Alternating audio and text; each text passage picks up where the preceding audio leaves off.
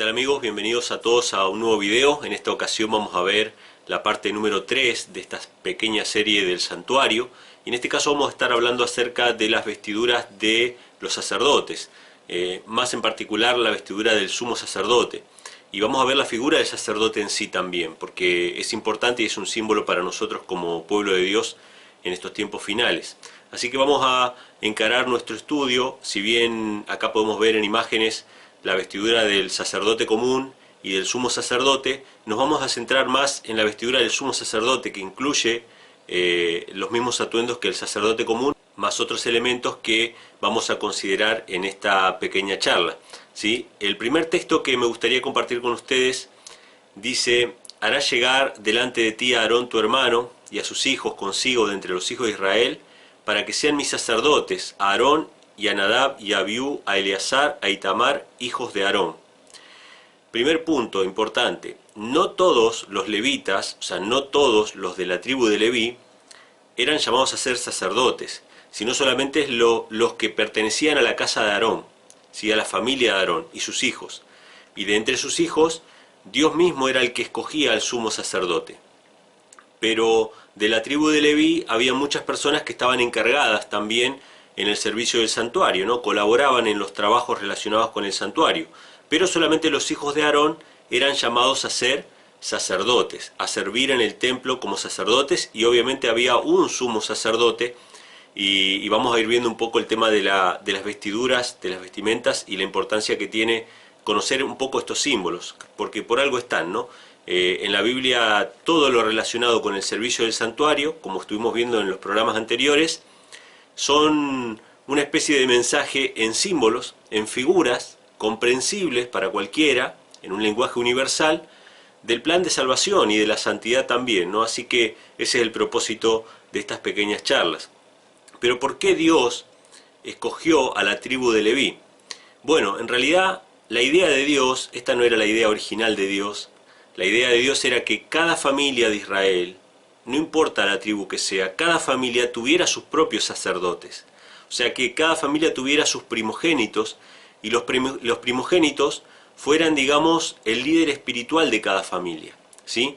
Vamos a leer esto en Números capítulo 3, versículo 12, que dice: he aquí, yo he tomado a los levitas de entre los hijos de Israel, en lugar de todos los primogénitos, los primeros nacidos entre los hijos de Israel, serán pues míos los levitas. Fíjense que el lugar que ocupan los levitas es un reemplazo de los primogénitos. El plan original de Dios era que cada familia tuviera sus líderes espirituales, no importa de la tribu que fueran. Pero cuando llegaron al desierto y todo Israel prácticamente apostató adorando al becerro de oro, la única tribu que se mantuvo del lado de Jehová fue la tribu de Leví. Por eso Dios escogió a Leví como sacerdote. Fueron los que no sucumbieron a la idolatría.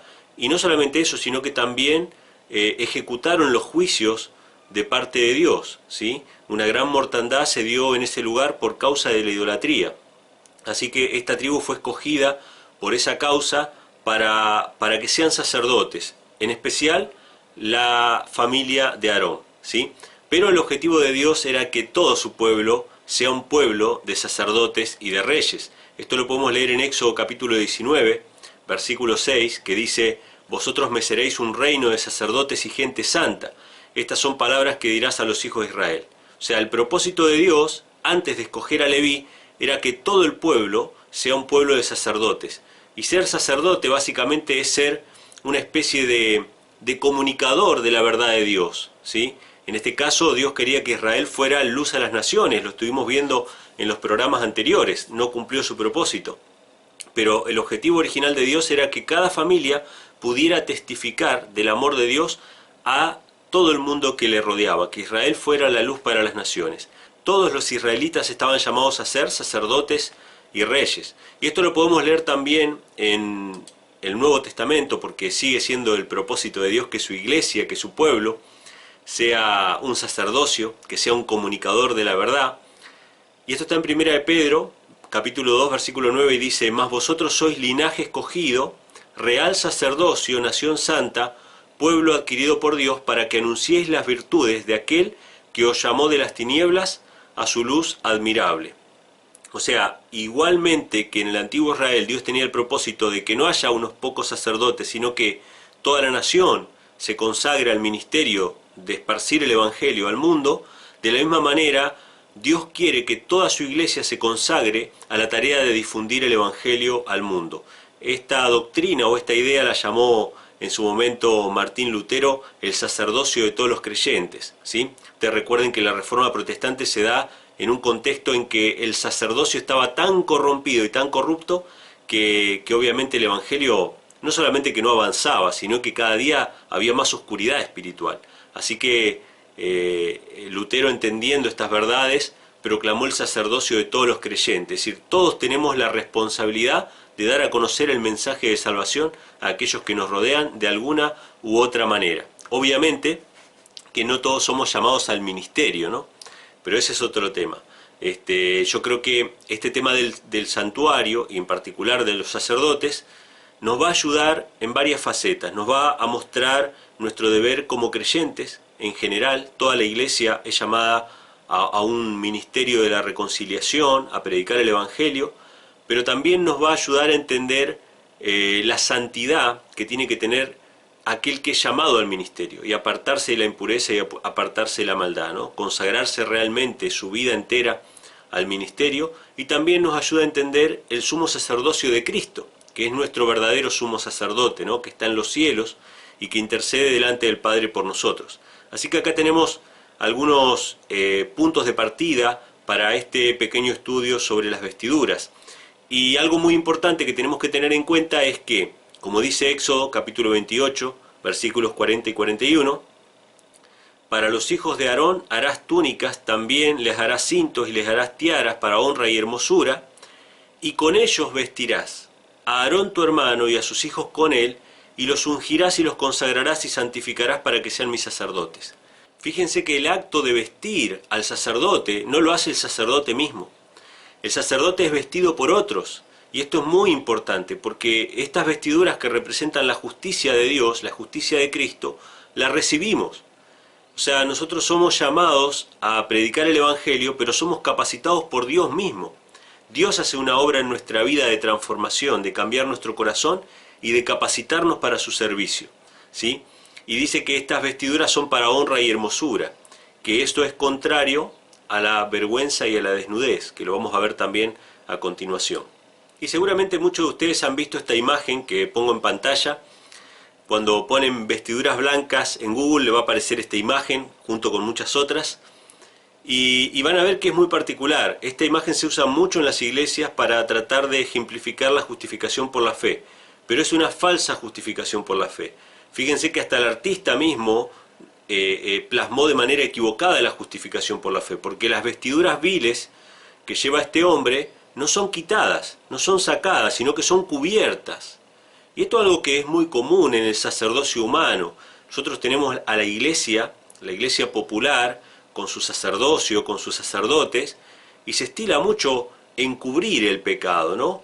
Taparlo con un manto de santidad. Hace poco le preguntaban al Papa Francisco en una entrevista acerca de la pederastía, ¿no? La pedofilia dentro de la iglesia, y él decía, bueno, hasta hace unas décadas atrás, estas cuestiones se tapaban. Los mismos miembros, ¿no? Lo tapaban, los sacerdotes lo tapaban, ¿no? Había una falsa justificación, una falsa gracia, un falso perdón, que no elimina el pecado, sino que lo conserva ahí abajo, ¿no? Como latente. Y él mencionaba que esto estalló con lo de Boston. ¿Qué era lo de Boston? Bueno, cuando un periódico en Estados Unidos empezó a destapar una red de pedofilia dentro de la iglesia. Y a partir de ahí se empezó a ventilar un poco más. Pero el sacerdocio corrupto, el sacerdocio humano, lo que trata de hacer es tapar el pecado, encubrirlo, cuando en realidad la verdadera justificación por la fe es limpiar el pecado, quitarlo. ¿Te da ropas blancas? Sí, pero te quita las viles. Y esto lo podemos ver en una representación de las vestiduras sacerdotales que aparece en Zacarías capítulo 3. Versículos del 1 al 5, una visión que tiene Zacarías acerca del sumo sacerdote Josué.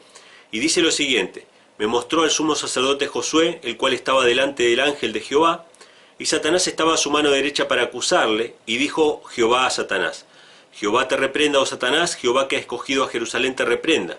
¿No es este un tizón arrebatado del incendio? La escena es esta. Está Dios, Jehová, está el ángel de Jehová que también se llama Jehová, está el sumo sacerdote vestido con vestiduras viles, que representa el pecado, y está Satanás acusando a Josué, ¿sí?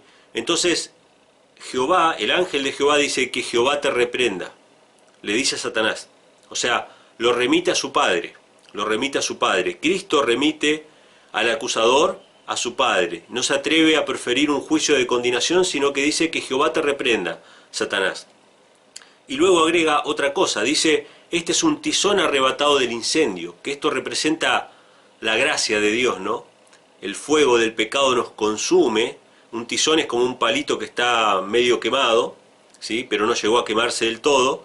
Entonces dice, este es un tizón arrebatado del incendio. O sea que Dios nos rescató del pecado, nos sacó de nuestra antigua vida, ¿no?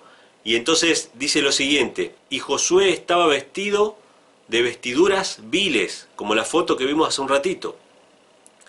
Y estaba delante del ángel, y habló el ángel y mandó a los que estaban delante de él, diciendo, quitadle esas vestiduras viles.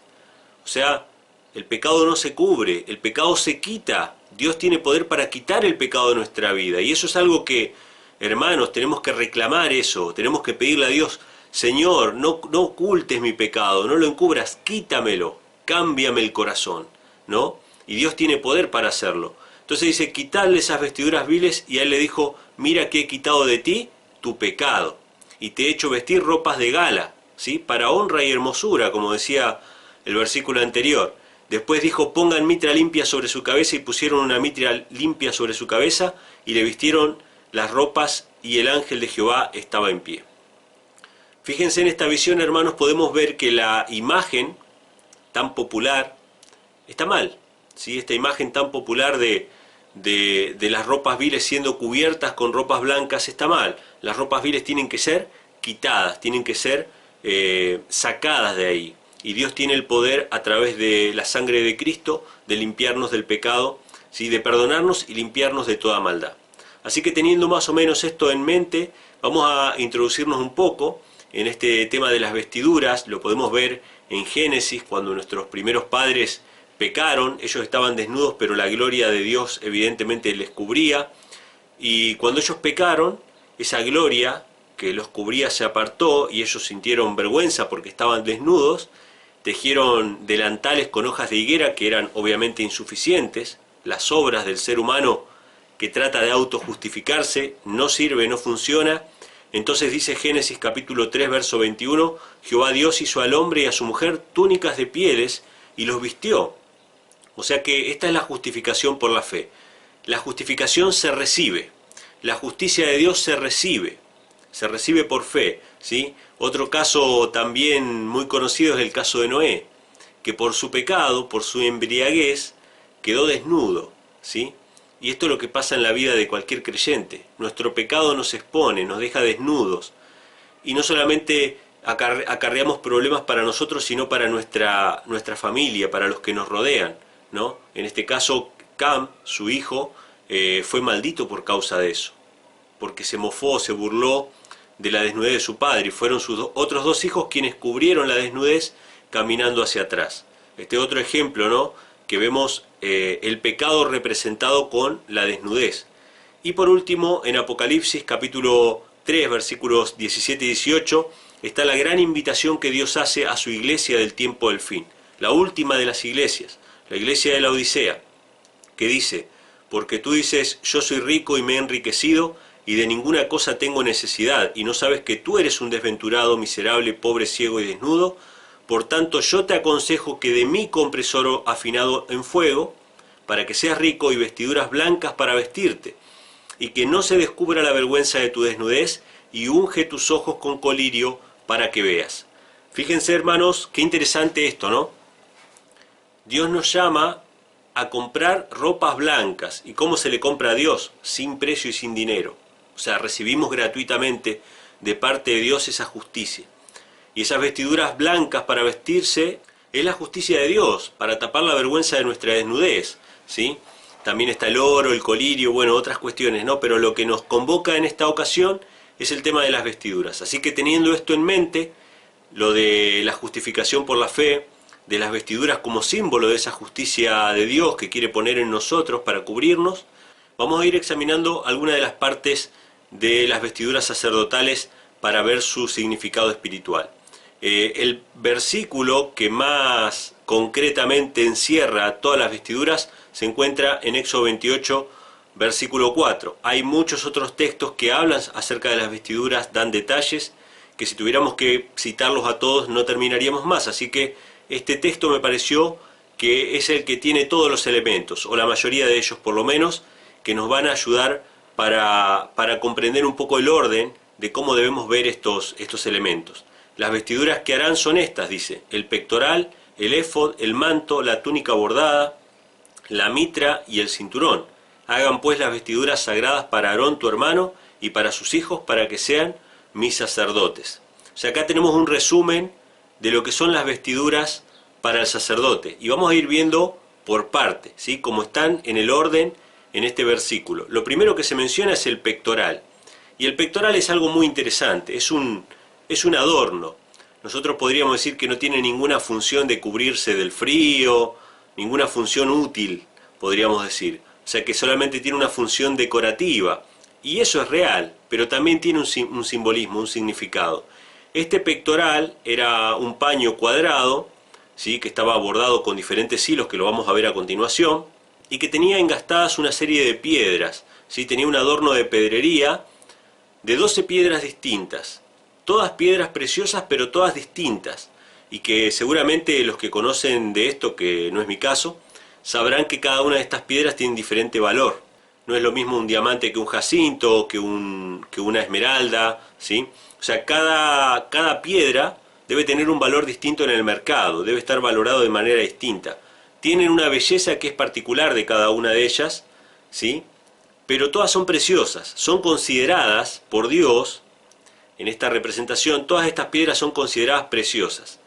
Entonces ahí aparecen, ¿no? En la primera fila está el sardio, el topacio, el carbunclo, en la segunda fila esmeralda, zafiro y diamante, en la tercera jacinto, ágata y amatista, y en la última fila berilo, ónice y jaspe. Y estas 12 piedras representan a las 12 tribus de Israel. Y me llamó la atención y me hizo pensar esto en cuanto al ser humano, en cuanto a la iglesia de Dios, a su pueblo, cómo Dios nos considera a nosotros. Para Dios no somos todos iguales. Para Dios somos todos distintos y tenemos una hermosura particular. Tenemos una belleza que es única. Si hay algo que Dios le ha heredado al ser humano es la individualidad, esta capacidad de ser únicos e irrepetibles. Así como Dios es único e irrepetible, el ser humano es único e irrepetible. O sea, no hay otro que sea igual a vos. No hay otro que tenga tus huellas digitales. O sea que tu código de ADN, que es único, te hace único delante de Dios. Y a pesar de que cada uno de nosotros somos únicos y somos distintos y tenemos características distintas, tenemos caracteres distintos, o sea, nuestra forma de ser, nuestro temperamento, etc., somos distintos, Dios nos ama. Y Dios nos ama a todos distintos. Y nos ama de manera particular. Y nos lleva en su corazón y nos lleva en su mente de manera particular.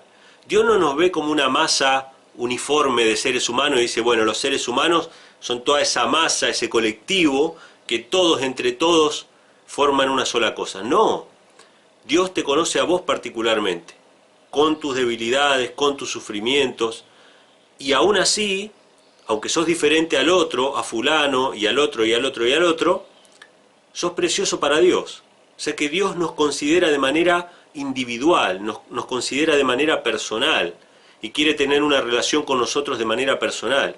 Esto es lo primero que me llama la atención acerca de este pectoral del juicio, como se le llama.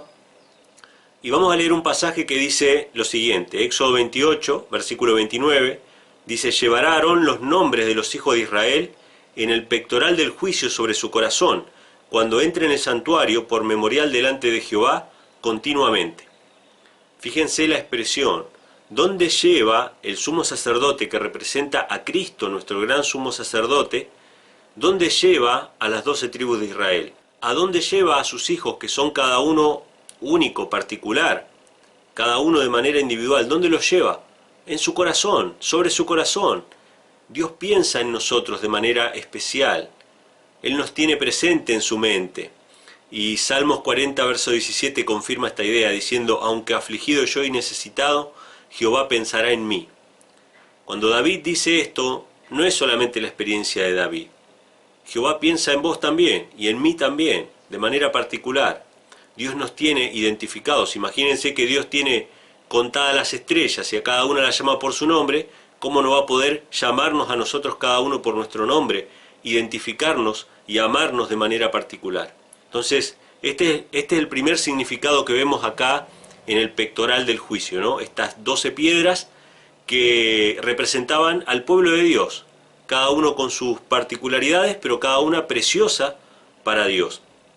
Y estas piedras, o algunas de estas piedras, aparecen también en los fundamentos de la Santa Jerusalén o de la Nueva Jerusalén, que aparece en Apocalipsis capítulo 21. Y se menciona lo siguiente: los cimientos del muro de la ciudad estaban adornados con toda piedra preciosa. El primer cimiento era jaspe, el segundo zafiro, el tercero ágata, el cuarto esmeralda, el quinto ónice, el sexto cornalina, el séptimo crisólito, el octavo berilo, el noveno topacio, el décimo crisopraso, el undécimo jacinto y el duodécimo amatista. Las 12 puertas eran 12 perlas, cada una de las puertas era una perla, y la calle de la ciudad era de oro puro, transparente como vidrio.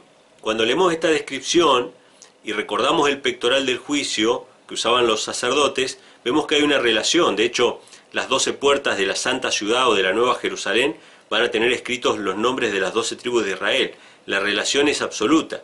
Evidentemente, estas piedras representan al pueblo de Israel. Nos representan a nosotros, ¿sí?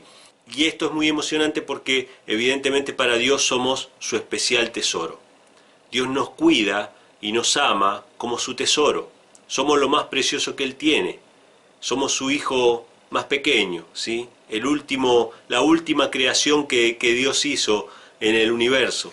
Y somos el hijo extraviado, el hijo menor, y nos anhela.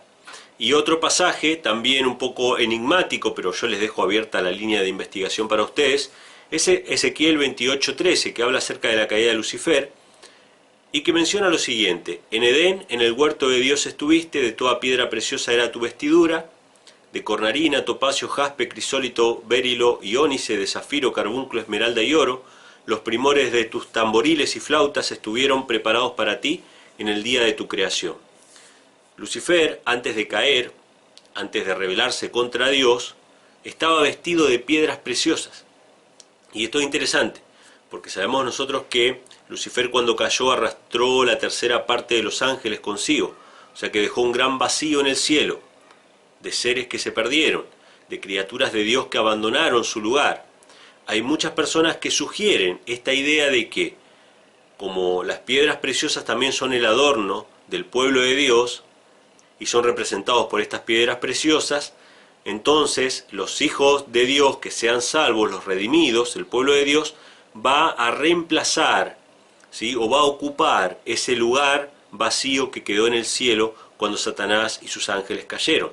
Esta es una idea que algunos presentan, me parece interesante por lo menos, pero sí hay que destacar de que Lucifer estaba vestido con piedras preciosas también antes de la caída. Así que acá tenemos algunos símbolos para ir meditando acerca del pectoral del juicio.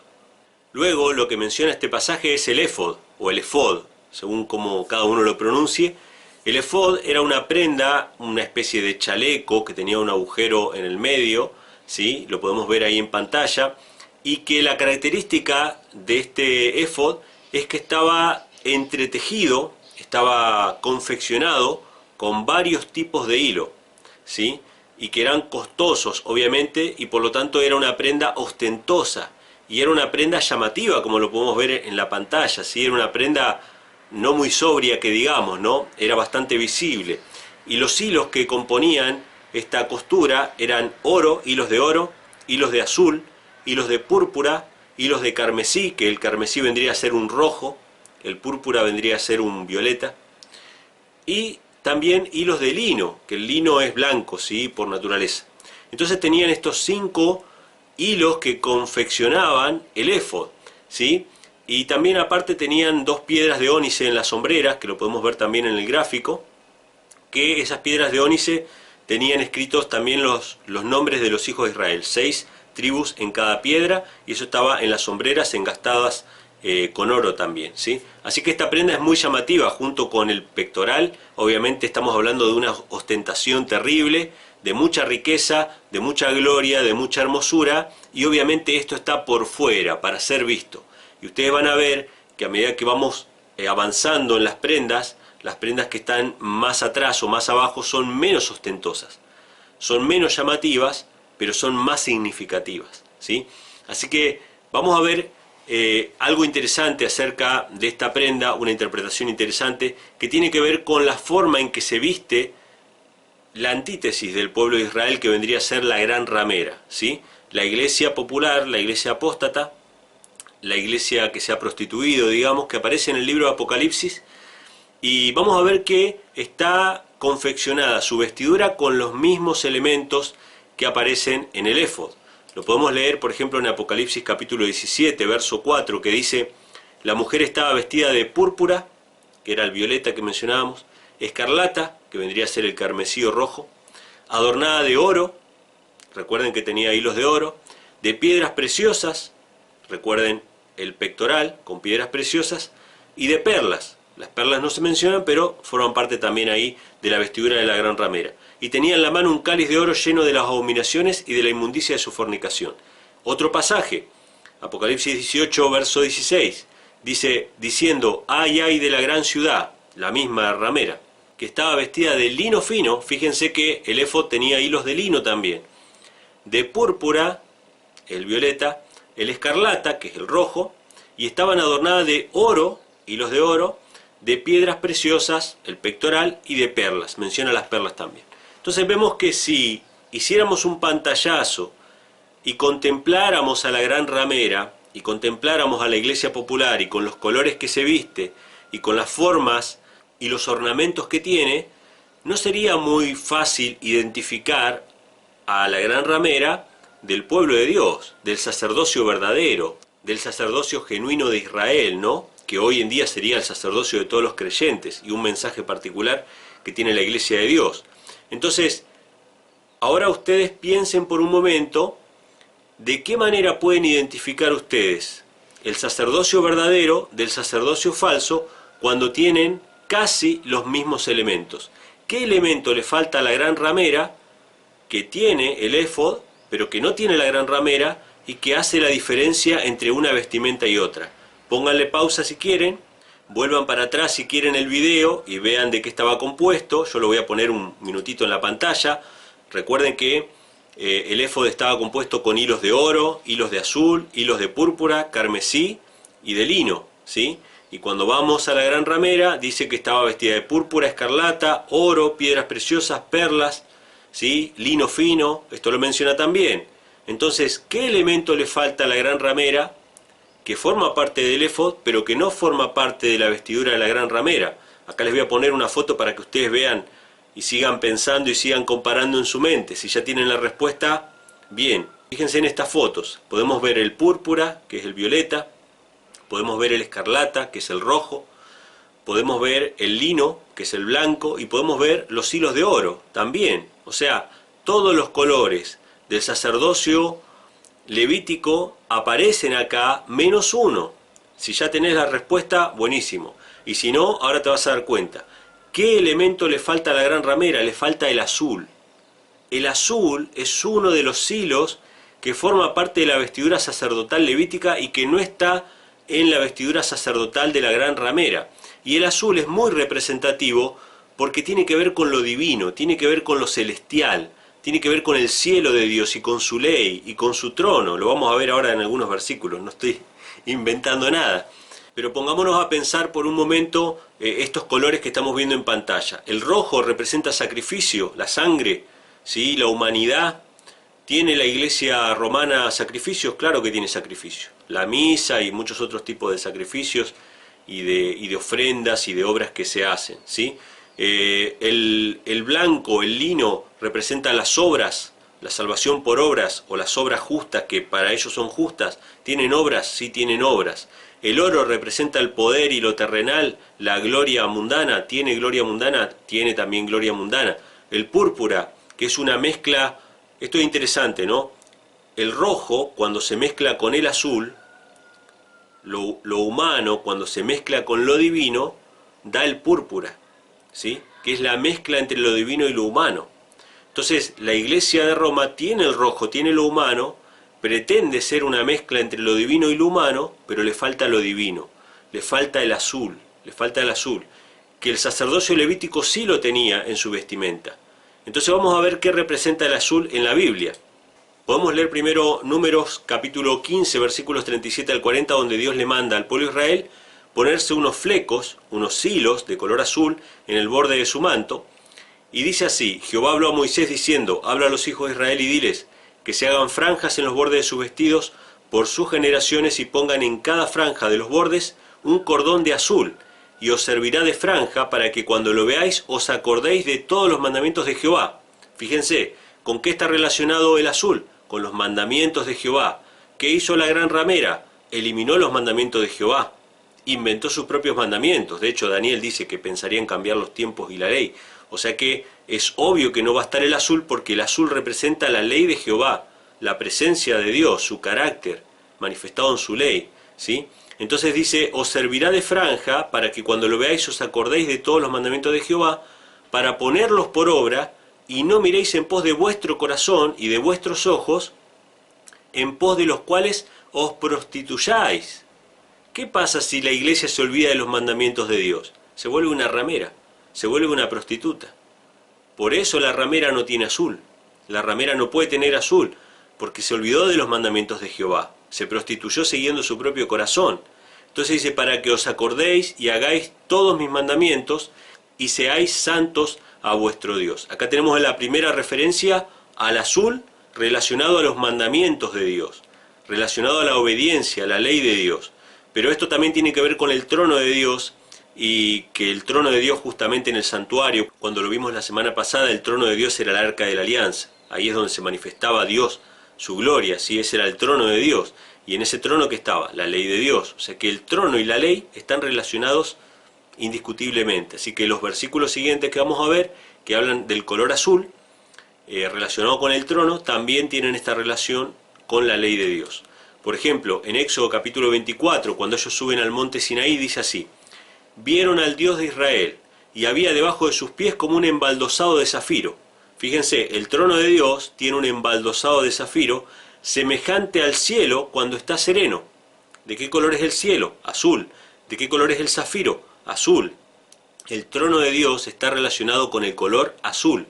Entonces Jehová dijo a Moisés: sube a mí al monte y espera allá, y te daré tablas de piedra y la ley y mandamientos que he escritos para enseñarles. O sea, nuevamente, azul, trono de Dios, ley de Dios. La ramera no puede tener el azul porque representa la ley de Dios. Y en Ezequiel capítulo 1, versículo 26 dice lo siguiente.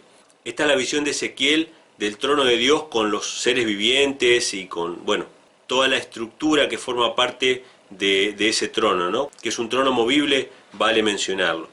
Y sobre la expansión que había sobre sus cabezas se veía la figura de un trono que parecía de piedra de zafiro. Nuevamente, lo que vio Moisés, lo que vio Ezequiel, la misma cosa. Y sobre la figura del trono había una semejanza que parecía de hombre sentado sobre él. O sea que cuando Ezequiel vio el trono de Dios, también vio el azul del zafiro, que es semejante al cielo y que obviamente representa la presencia de Dios, su gloria, su ley, sus mandamientos y su carácter. Y este azul lo vamos a ver ahora claramente reflejado un nivel más abajo de las vestiduras sacerdotales, en el manto. Abajo del éfod, el sacerdote tenía el manto, y este manto estaba hecho todo de azul. Y esto es importante porque la ley de Dios, los mandamientos de Dios, no son algo para ostentar, no es algo que tiene que estar afuera, de manera tan visible como está el éfod, sino que está un poco más adentro. Es un color más sobrio, que no es tan ornamental. Fíjense que está hecho todo de azul, ya no tiene el oro, ya no tiene el carmesí, ya no tiene las otras cosas, pero sí lo que tiene abajo de todo, en el borde de este manto, tiene granadas de azul, púrpura y carmesí y tiene campanas de oro. O sea, estos elementos que son visibles aparecen en la parte de abajo. Y estas campanas son algo interesante, y las granadas que aparecen ahí son algo interesante porque uno se pone a pensar y dice, bueno, ¿qué puede significar esto, no? Y tienen un significado espiritual según el resto de la Biblia. ¿Por qué? Porque las granadas son frutos, y los frutos son las obras. Dios desea que en nuestra vida tengamos frutos visibles. O sea, que no solamente quede en la teoría, porque podemos conocer la ley de Dios, podemos conocerla de memoria, pero podemos no aplicarla. Pero si por la fe en Cristo aplicamos esos mandamientos de Dios a nuestra vida va a tener frutos. Y esas campanitas se van a escuchar. Ustedes saben que cuando el sacerdote entraba a oficiar en el santuario, ya sea en el lugar santo o en el lugar santísimo, el sacerdote quedaba escondido a la vista del pueblo. El pueblo no sabía que estaba haciendo el sacerdote. Pero gracias a esas campanitas se escuchaba que había un movimiento adentro, que había un trabajo. Y por lo tanto, aunque el sacerdote quedaba oculto a la vista del pueblo, se podían escuchar sus obras, nuevamente, sus frutos, ¿sí? Él estaba trabajando, estaba adentro. Según cuenta la tradición, muchas veces el sacerdote entraba con una soga atada a su cintura. ¿Por qué? Porque si el sacerdote entraba al lugar santísimo en el día de la expiación y él no había confesado sus pecados, o había alguna falta grave, el sacerdote podía morir dentro del santuario. Y por lo tanto, nadie obviamente iba a entrar a sacar el cuerpo, nadie podía entrar, así que había que sacarlo con una soga. Y estas campanitas, mientras se escucharan, era como decir, bueno, está vivo todavía el sacerdote. Y esto también aplica a nosotros. ¿Por qué? Porque mientras trabajamos para Dios, mientras servimos al prójimo, mientras se ven los frutos, estamos vivos. Pero si nosotros recibimos la ley de Dios, los mandamientos, toda la teoría y no la aplicamos, no la ponemos por obra, entonces estamos muertos espiritualmente. Por más que tengamos un conocimiento intelectual, si lo poco que sabemos no lo aplicamos, no nos sirve de nada. Entonces estas campanitas y estos frutos, estas granadas, representan poner esa ley de Dios que está representada por el azul, ponerla por obra, no solamente recibirla, no solamente escuchar, sino poner por obra también los mandamientos de Dios. Y por último, y vamos viendo que esto va en progresión, cuanto más abajo la prenda, más sencilla es, menos ornamento, menos llamativa es la prenda. Ahora tenemos una túnica bordada de lino, que era la primera prenda que tenía. Bueno, abajo también tenía unos calzoncillos o unos pañetes que tenían ceñidos en sus lomos. Esa parte no la menciona en este versículo y no la vamos a desarrollar, pero sí esta era la primera prenda que tenía, ¿sí? Una túnica de lino. Y esta túnica de lino representan las obras justas, que como todas obras justas, las más genuinas, están escondidas a la vista de los hombres. No son tan ostentosas. Las obras justas de los santos no son para ser vistos por otros. Por eso esto está más abajo, esto está más adentro, en una cuestión más íntima. Vamos a leer el versículo en Apocalipsis 19, versos 7 y 8, dice así: Gocémonos y alegrémonos y démosle gloria, porque han llegado las bodas del Cordero y su esposa se ha preparado. La esposa es la iglesia. Y a ella se le ha concedido que se vista de lino fino, limpio y resplandeciente, porque el lino fino es las acciones justas de los santos. Esto representa las acciones justas que son muchas veces las más íntimas de nuestro corazón, las que podemos llegar a hacer no para ser vistos por otros, no son para que sean ostentación, están en nuestra intimidad, y así como el lino fino, blanco y resplandeciente es más difícil de mantenerlo limpio, las manchas se notan a simple vista, no se notan tanto las manchas en el éfod o en el manto, pero sí en el lino fino se notan bien. Así también en nuestro fuero interno sabemos perfectamente cuáles son nuestras luchas más grandes y sabemos cuáles son las cosas que más nos han dañado en nuestra vida. Y esto lo podemos experimentar de manera sencilla. Hay mucha gente que se acerca a uno y le dice: gracias por tus palabras que fueron una bendición, o por tal gesto, o porque tu compañía, o porque vos sos una persona bendecida, y uno en su corazón sabe que hay cosas que están ahí, ¿no? Y que le causan un dolor, ¿no? Ya sea una culpa, ya sea alguna cuestión. Entonces, este lino blanco hace contrastar mucho más fuerte el pecado y obviamente no es visto por todos. Pero Dios quiere que esas ropas estén blancas, así que nosotros podemos llevar delante de Dios estas ropas para ser limpiadas por la sangre del Cordero, para que estén resplandecientes, blancas, limpias, ¿sí? Realmente, por más que nadie las vea, por más que no estén para ostentación, pero que eso que está en el fondo de nuestro corazón sea limpiado por Cristo. Así que acá tenemos las túnicas de lino y luego también tenemos la mitra, que era un turbante. En realidad la palabra sería más correcta, sería un turbante, que obviamente al ir en la cabeza es sumamente importante porque acá está el cuartel general de todo nuestro cuerpo, ¿sí? Acá están nuestros pensamientos, el campo de batalla del conflicto entre el bien y el mal, o sea que fíjense qué importante.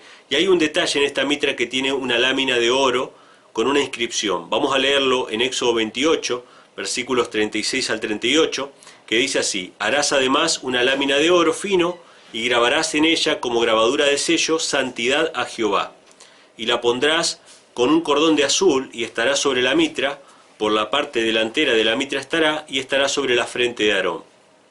Algunas cosas interesantes de este pasaje es que esta inscripción está puesta como grabadura de sello. Fíjense la palabra sello, ¿sí? Esto ya nos conecta con otras partes de las Escrituras, con el Apocalipsis en particular, y dice que esto va a estar en su frente, o sea que ahí ya tenemos un sello en la frente, de manera muy clara, ¿no?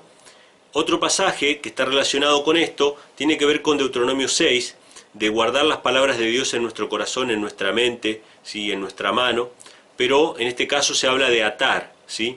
Dice: estas palabras que yo te mando hoy estarán sobre tu corazón y las atarás como una señal en tu mano y estarán como frontales entre tus ojos. O sea, Dios le mandó al pueblo de Israel atar su palabra en su mano y en su frente. Obviamente los judíos hicieron un acto literal, básicamente, de hacer unas cajitas, poner la palabra de Dios en unos papelitos ahí adentro y atárselo en la frente y en la mano. Pero Dios no quería eso. Dios quería más bien que ellos lo guardaran en su corazón, en su mente, que esas palabras se hicieran carne, que fueran parte de su vida, que lo practicaran, ¿sí? ¿De qué me sirve ponerme a mí un pedazo de la Biblia en la frente si no lo voy a poner por obra, ¿no? Entonces, estas son referencias claras a lo que nos describe Apocalipsis en el capítulo 7, por ejemplo, cuando habla acerca de los 144.000, versículos 3 y 4, que dice: no hagáis daño a la tierra ni al mar ni a los árboles hasta que hayamos sellado en sus frentes, nuevamente en las frentes, a los siervos de nuestro Dios, y oí el número de los sellados, 144.000 sellados de todas las tribus de los hijos de Israel. Evidentemente, esta placa de oro que usaba el sacerdote es una referencia clara a la santidad a Jehová, que va a tener este grupo de los 144.000 en el tiempo final. Y Apocalipsis 14.1 menciona esto del nombre, ¿no? Jehová, menciona que forma parte de ese sello. Dice: después miré aquí, el Cordero estaba en pie sobre el monte de Sión y con él 144.000 que tenían el nombre de él y de su Padre escrito en sus frentes, ¿sí? Obviamente esta santidad a Jehová está representada por la obediencia, por los mandamientos, por eso esta lámina de oro tenía un cordón de azul, ¿sí? La santidad es eso, ¿no? Estar en la presencia de Dios y obedecerle, ¿no? Así que acá tenemos varias referencias que nos pueden servir en nuestro estudio personal acerca de las vestiduras. Y por último, mencionar el cinturón, que el cinturón parece algo anecdótico, pero no lo es. El cinturón representa el trabajo, representa la actividad, representa que el sacerdote no estaba ahí para meditar y filosofar. No era que el sacerdote de Israel se la pasaba leyendo, orando y meditando. No, él tenía un trabajo. Él tenía que atender las cuestiones del santuario, tenía que atender a la gente que venía con sus problemas, orar por las personas, aconsejar, venían los leprosos, venían los enfermos. O sea, el sacerdote tenía una vida tremendamente activa,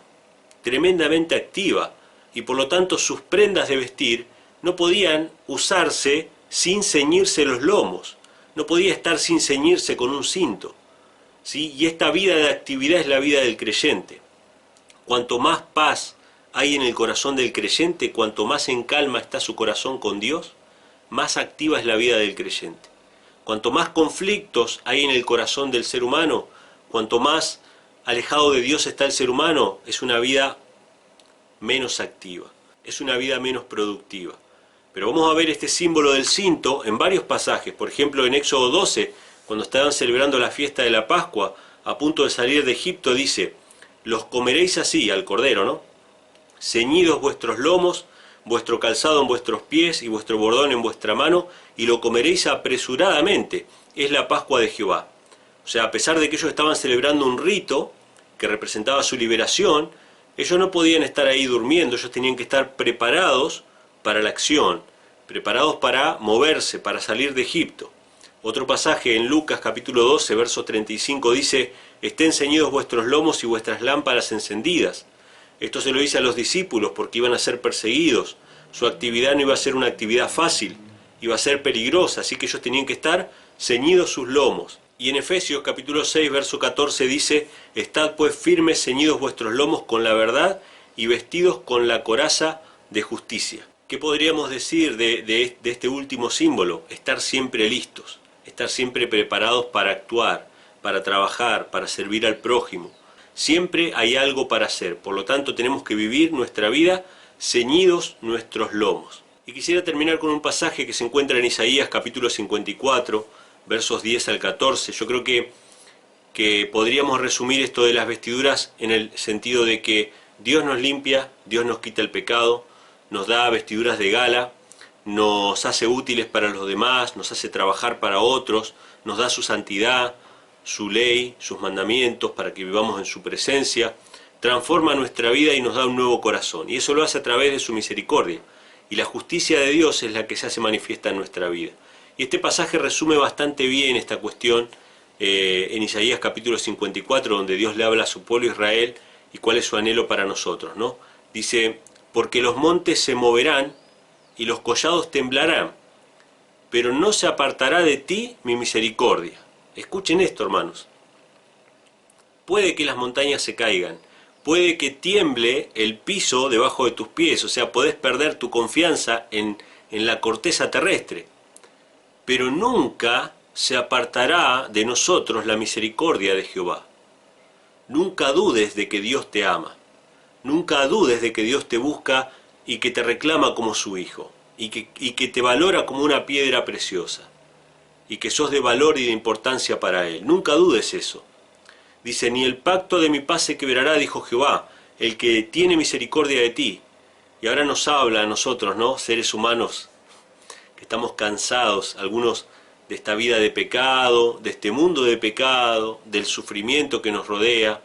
Pobrecita, fatigada con tempestad, sin consuelo. He aquí que yo cimentaré tus piedras sobre carbunclo y sobre zafiros te fundaré.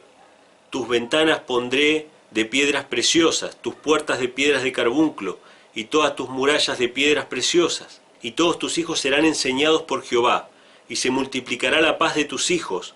Con justicia serás adornada, estarás lejos de opresión, porque no temerás, y de temor, porque no se acercarán a ti. Entonces fíjense, hermanos, me gustó mucho el último pasaje que dice: con justicia serás adornada.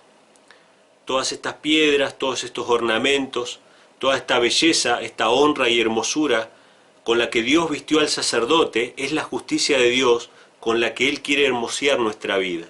Él quiere que nuestro carácter, nuestra forma de ser, nuestra vida, nuestro servicio al prójimo, sea nuestro real adorno, nuestro real ornamento, que seamos hermoseados con su justicia. Todas estas piedras preciosas que representan obviamente cómo Dios nos considera como un tesoro, pero también representan esa honra y hermosura del sacerdote, tienen que ver con eso, ¿no? Dios quiere que nuestro carácter sea precioso, que sea parecido al de Él, que su justicia se manifieste en nuestra vida. Así que hasta aquí este breve repaso acerca de las vestiduras sacerdotales.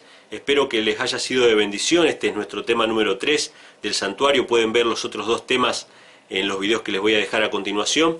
Espero que les haya gustado. Compartan este video con sus amigos. Dejen acá abajo todos sus comentarios, las cosas que ustedes vean que no hemos mencionado en este video. Aporten también en los comentarios para bendición de otros.